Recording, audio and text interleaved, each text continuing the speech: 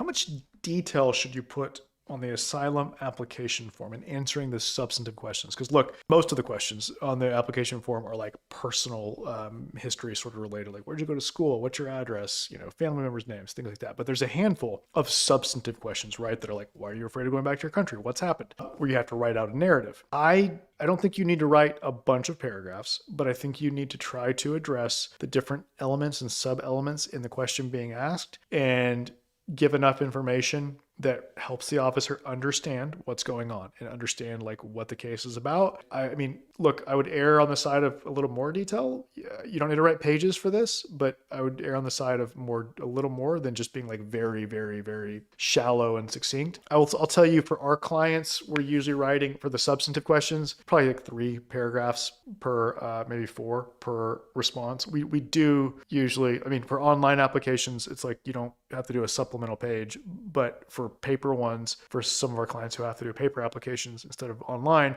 we do have to use the supplemental pages. Like it won't fit in the little box. Some detail, yeah, to let them know what it is. And also in immigration court, if your case gets sent to immigration court, they can't dismiss it for that reason in immigration court if you had filed it with USCIS and got referred. For people that start out in immigration court though, they can deny your case without ever even considering it if you don't provide any detail. If you just say, see my statement, or I was harmed, but you don't explain how, and you don't address pretty well the questions being asked, the judges are these days are denying people without ever giving them a hearing. So you want to err on the side of more detail.